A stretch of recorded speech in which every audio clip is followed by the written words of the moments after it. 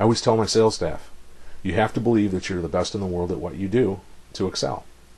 And if you can't say that or think that about yourself, the customer's going to know it. And their comfort level is going to drop. And your confidence is going to drop with it. So what you need to do then is you need to study, learn, practice until you can believe that you're the best in the world at what you do. Am I the best? I'm not going to say it. But there are days I think it, or among the best, as I like to say, among the best in the world of what we do. You have to have that confidence about you, and that means there's a lot of work involved. It's not just showing up, it's not just doing crossword puzzles, it's not just reading the newspaper, it's not playing on the internet. It's actually working in the downtime. You should be doing this 2 hours a day, finding a way to get better. You should be role-playing to be the best. You have to practice. So that's my preaching for the day. And the stuff that you need to learn is in Beyond the Walk-Around, flat out.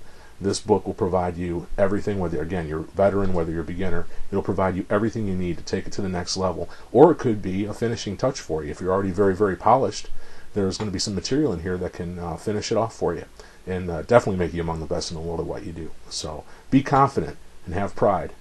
And thanks again for listening.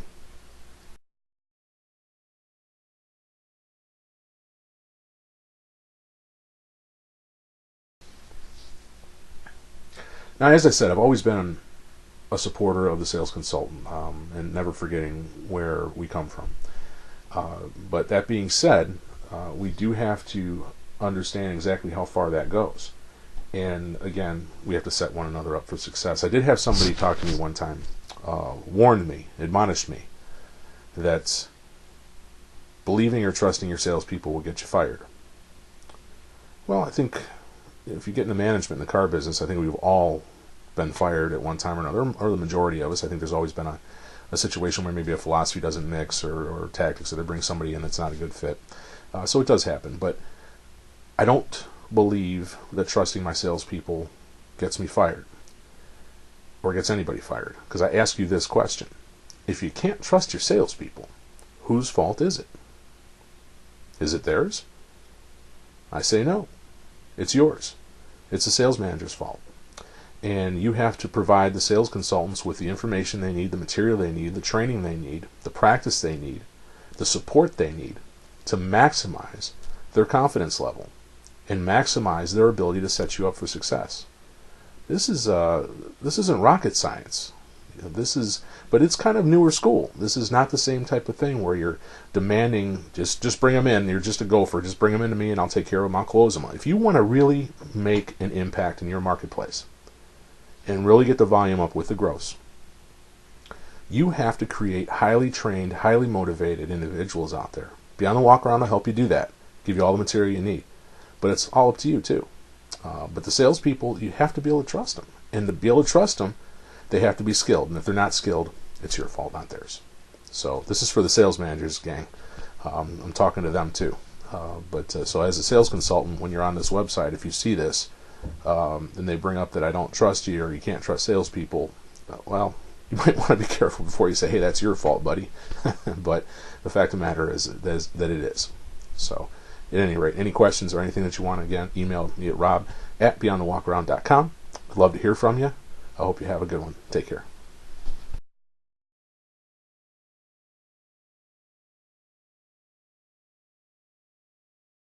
You know, one of the really funny things, as I was moving along in management, I sold for 9 years. I'm sorry. I sold for 8 years. And then was promoted to floor manager, then learned finance, went on the desk, general sales manager, general manager. One of the interesting things that I always mention to people is that I've worked for a lot of idiots in my life. I can't say a lot. I shouldn't say a lot. I worked for some idiots in my life that I thought were idiots. Didn't make them bad people, but you always wondered in the back of your mind, well, what are they doing here, and how do they get this position? Well, it's not for me to decide that. And there's a lot of different kind of rules that I learned as I went on. But if I've worked for idiots or people that I thought weren't competent or what have you, it does seem likely that at some time or another, I'm going to have people that think that about me. And I'm just a fool if I don't. So I've already accepted that. So what happens if somebody thinks something of you that is untrue? Well, it's not their job to change. It's your job to change them. You change that perception.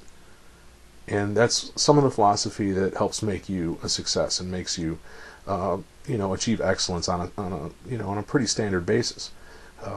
So this is something that'll help keep the consistency up. But yeah, if coming up, I do remember that if I worked for folks that I kind of wondered how they got there, that's going to be thought about me too.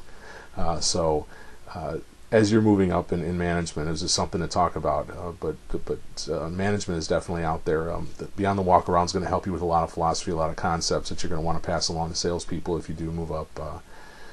It's kind of an interesting situation. So if you feel like you work for an idiot, chances are when you get to that level, there's going to be people that think that about you. So keep that in your hip pocket. Thanks.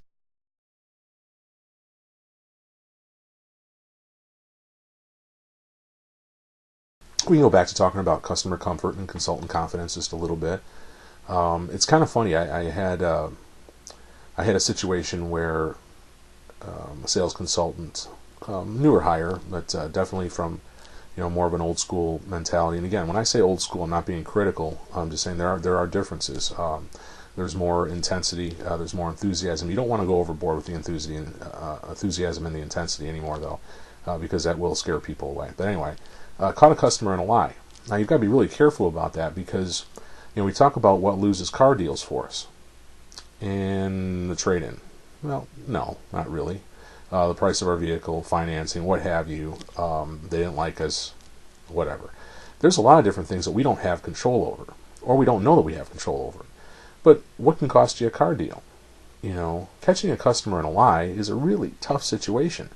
You don't really want to do it because if you do and they know it, then they lose face. Just like if they start acting like a big boob out there and running their mouths and going off half-cocked, they're going to lose face and they're not going to come back. They'll pay more money at another store for a car they don't want just so they don't have to come back and face you after being an ass. I mean, that's just how it is.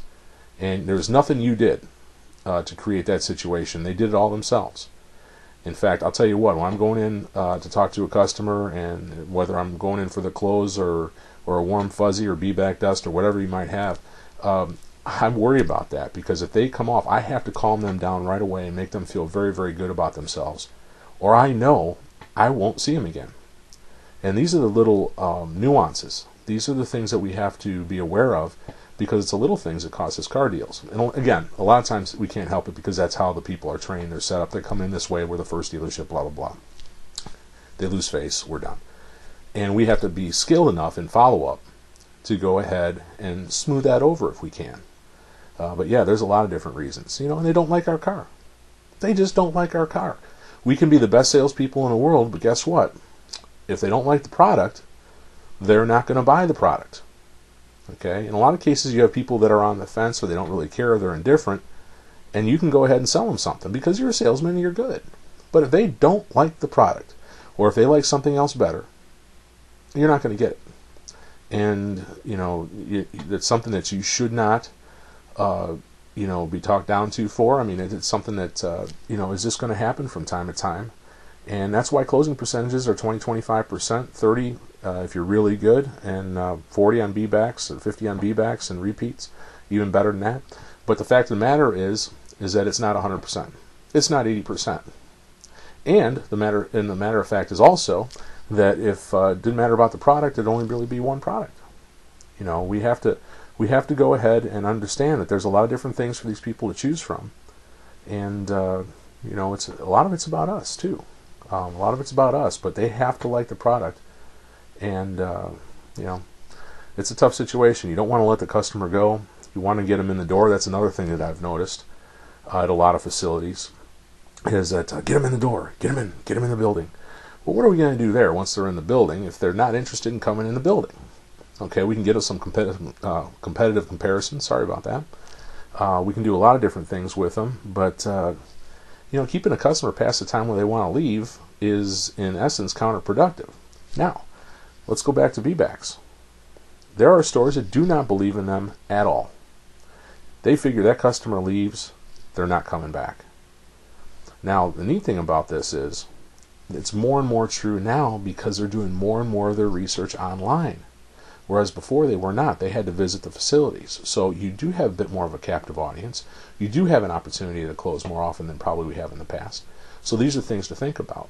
But again, you have to understand that our job is also to shorten that shopping list. Shorten the shopping list. Number one, get on it, whether it be advertising or, again, repeat or referral business, and that's gone over and beyond the walk around as well. But get on the shopping list, and then if they come to your store, whether you're the first or whatever, reduce the shopping list or eliminate it. And that's how you sell cars, basically. We don't need to shop anymore. We love you. We love your product. We love the value. Let's just sign up. We're ready to go.